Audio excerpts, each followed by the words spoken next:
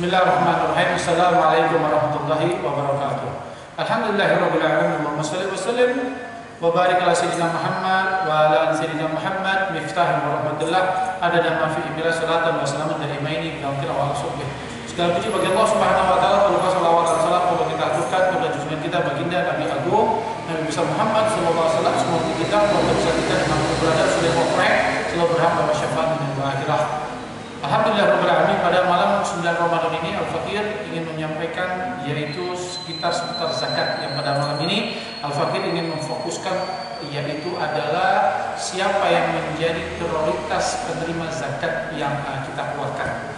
Kita paham sedekah itu ada dua, ada sedekah sunnah dan juga ada sedekah wajib. Sedekah wajib itu adalah zakat, ya, baik itu zakat fitrah, zakat mal, yaitu perdagangan, ya, zakat peternakan, hasil bumi, dan lain sebagainya.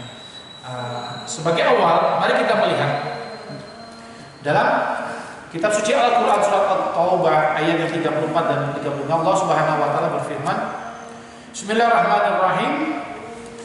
Walladzina yaknizuna az-zahaba wal fiddata wala yunfikunaha fi sabilillah wabashshirhum bi'adzabin alim. Dan orang-orang yang menyimpan emas dan perak yang tidak mengeluarkannya, menafkahkannya pada jalan Allah, ini maksudnya yaitu apa? Yaitu tidak mengeluarkan daripada kelebihan yang berupa kewajiban mengeluarkan zakat, yaitu zakat mal tersebut. Maka beritahukanlah kepada mereka, orang-orang yang menyimpan emas yang tidak mengeluarkan zakatnya tersebut, bahwa mereka akan mendapat siksa yang amat pedih di bidang menteri. Di ayat yang 35 dilanjutkan, Yauma yuhma 'alaiha fi nari jahannam fatubwa biha jibahuhum wa junubuhum wa zuhuruhum hada ma kanastum li anfusikum fazuqu ma kuntum taknizun. Al-ayat. Di ayat yang 35 ini Allah Subhanahu wa taala melanjutkan yang dari 34 tersebut. Pada hari ini dipanaskan emas perak itu dalam neraka jahanam. Itu emas perak yang dikumpulkan oleh seorang manusia yang sudah lebih dari nisabnya tetapi tidak dikeluarkan zakatnya, maka akan dipanaskan oleh Allah di neraka jahanam. Tentunya emas dan perak tersebut kalau dipanaskan di api neraka tentu akan meleleh. Lalu dibakar, yaitu apa? Dahinya mereka, orang yang menyimpan emas dan perak yang tidak keluarkan zakatnya, dibakar dengan emas dan perak tersebut dahinya, lalu lambungnya, lalu punggungnya. Lalu dikatakan kepada mereka, inilah harta bendamu yang kamu simpan untuk dirimu sendiri. Maka rasakanlah sekarang akibat dari apa yang kamu simpan tersebut. Na'udzubillah min dzalik, tsumma na'udzubillah min dzalik. Kita paham emas dan perak yang dibakar di neraka jahanam tentu akan meleleh.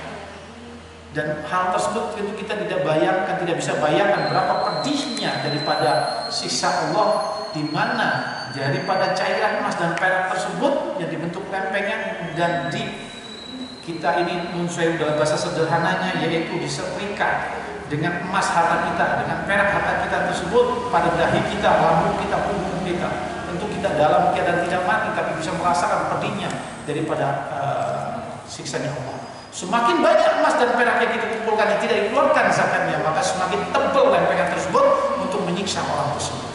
Sehingga mari sama-sama kita perhatikan yaitu bagian awal daripada pelajaran seputar fikih seputar zakat ini agar kita tidak mendapatkan daripada azab tersebut. Yaitu mari sekarang kita memperhatikan kepada siapa kita mengeluarkan zakat tersebut. Dalam surat At-Taubah 6 ayat 60 Allah Subhanahu wa taala berfirman, Bismillahirrahmanirrahim. Innamas shadaqatu lil fuqara'i wal masakini wal 'amilina 'alaiha wal mu'allafati qulubuhum wa fir riqabi wal gharimina wa fi sabilillahi wa ibnis sabil faridatan minallah wallahu alimun hakim. Allah Subhanahu wa taala berfirman, sesungguhnya zakat-zakat itu yaitu hanya untuk orang-orang fakir, orang miskin, yaitu pengurus zakat, amin, para mu'alaf, yaitu orang yang baru mengenal Islam, baru masuk Islam, yang dibujuk hatinya, keimanan masih lemah, untuk memberikan budak, untuk orang-orang yang berhutang, untuk di jalan Allah, dan untuk mereka yang sedang dalam perjalanan sebagai suatu ketetapan yang diwajibkan Allah, dan Allah Maha mengetahui lagi Maha bijaksana. Di sini di negara kita, dari 8 golongan orang yang menerima zakat tersebut, yang biasa kita temui yang terbanyak, yang umum itu adalah golongan fakir dan miskin. Nah, siapa yang disebut fakir, siapa yang disebut miskin dalam kitab fikih? Nah, itu rajah. Di sini disebutkan fakir itu adalah orang yang tidak mempunyai harta dan pekerjaan yang mencukupi untuk kebutuhan hidupnya. Dia tidak punya harta dan tidak punya kerjaan.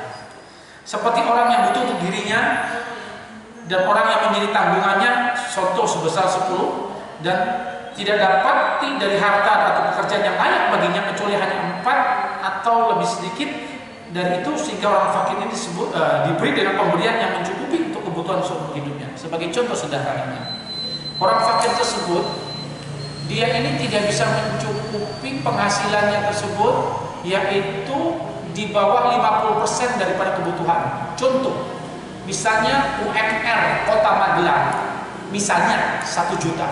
Maka orang fakir tersebut setelah bekerja 1 bulan, maka dia berpenghasilannya di bawah 500.000, ya, di bawah 50%, sehingga dia disebut fakir.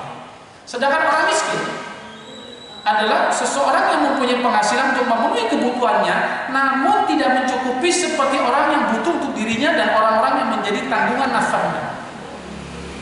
Contoh, misalnya sebanyak 10, dia tidak mendapatkan dari hartanya atau usahanya kecuali 5, 6, 7, 8, atau 9. Maka diberi sebagaimana yang diberikan kepada orang fakir dengan perincian yang telah disebutkan sebelumnya. Maksudnya orang miskin, yaitu apa? Dia ini bekerja, punya pekerjaan, tetapi penghasilannya ini tidak bisa mencukupinya. Penghasilan yang dia buat ini adalah 50% daripada di atas 50% dari kebutuhan hidupnya. Contoh, UMR Magelang 1 juta, maka dia berpenghasilan di atas 50% dari 1 juta, yaitu apa? Mungkin 600.000, mungkin 700.000, mungkin 800, mungkin 900.000, di bawah 1 juta. Berarti apa? Dia kurang bisa mencukupi, maka itu disebut miskin. Sehingga fakir dan miskin tersebut merupakan 2 dari golongan yang berhak menerima zakat, yang kebetulan yang banyak umum yang kita dapati di negara tersebut. Nah, setelah itu yang wajib kita perhatikan, yang terkadang lupa kita perhatikan, yaitu apa? Siapa dari golongan fakir miskin yang harus kita prioritaskan?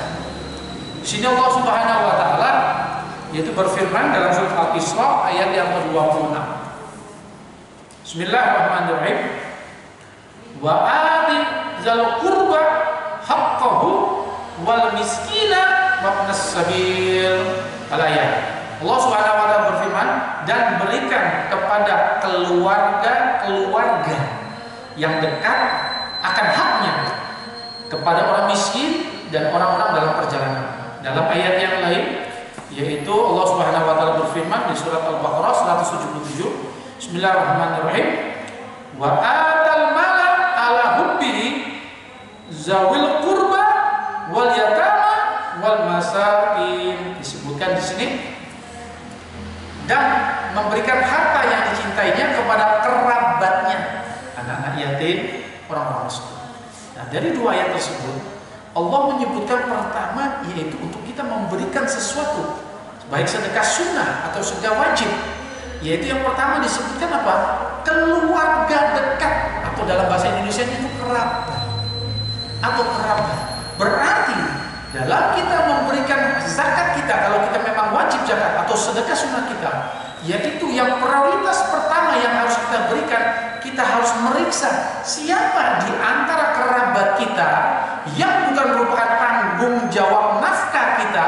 Itu pertama kali yang harus kita perhatikan. Kalau dia maka baru kita melihat daripada lingkungan kita yang lain yang bukan kerabat, tentunya semua orang Islam. Ya, siapa orang yang menjadi tanggung jawab nafkah kita? Saya sebagai suami wajib memberi tanggung jawab nafkah saya kepada istri, anak kandung, kedua orang tua kandung saya kalau kedua orang tua kandung saya ini dalam keadaan fakir miskin tidak mampu bekerja.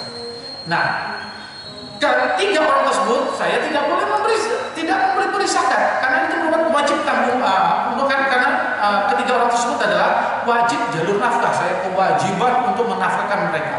Di luar itu saya boleh memberi sedekah sunnah. Saya bukan hanya boleh, prioritas pertama sedekah sunnah saya dan sedekah wajib saya berupa zakat, maka harus diberikan kepada kerabat saya selama kerabat saya itu adalah tergolong fakir miskin dan beragama Islam. Siapa? Contoh kakak adik kandung saya kalau memang dia fakir miskin.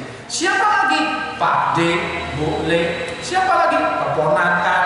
Siapa lagi? Sepupu. Kalau itu merupakan dia termasuk golongan yang fakir miskin dan beragama Islam. Nah, itu adalah yang pertama yang harus kita melihat objek daripada penyaluran zakat kita atau sedekah sunnah kita.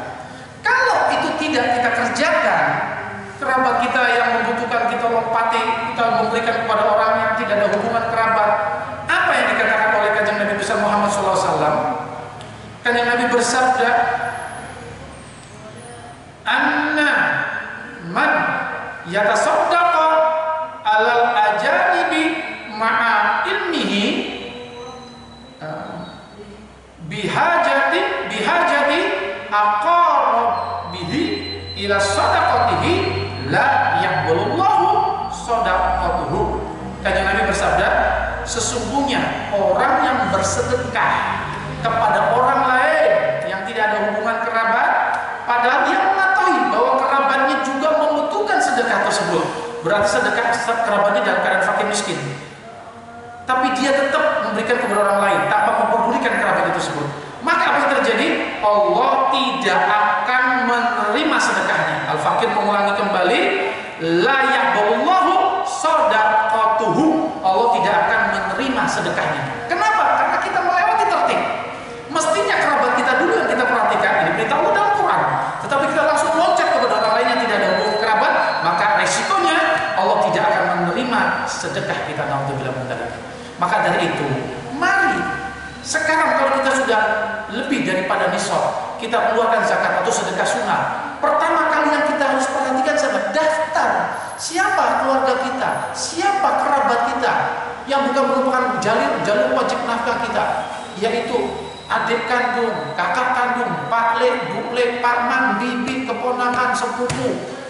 Nah, ini kerabat dekat kita. Kita lihat, oh si fulan, om kita, bude kita, bibi kita, kakak kandung, adik kandung yang bukan kegolongan fakir miskin dan agama Islam. Itu yang pertama objek pajak kita. Jangan loncat dulu. Kalau semuanya itu sudah terpenuhi, baru kita melihat lingkungan sekitar kita, tetangga kita yang lebih luas lagi, lebih luas lagi. Dan juga kalau kita memberikan pertama kepada kerabat kita, maka apa yang diberikan oleh Allah lewat sabdanya Kanjeng Nabi SAW, maka Kanjeng Nabi bersabda, as-sadaqatu alal ajanibi sadaqatun wa sadaqatu alal aqaribis isnatani sadaqatun wa silatun. Kanjeng Nabi bersabda, sedekah kepada orang lain adalah sedekah. Jadi kalau kita memberikan sedekah kepada orang lain yang tidak ada hubungan kerabat, kita dapat pahala sedekah. Sedekah kepada sanak kerabat, kalau kita sedekah kepada kerabat kita, yang tadi disebutkan kakak kandung, adik kandung, bude, pak le, dan sebagainya. Kalau kita sedekah kepada sanak kerabat kita, maka kita akan mendapatkan dua hal: pahala sedekah, yang kedua pahala silaturahim. Maka dari itu, selain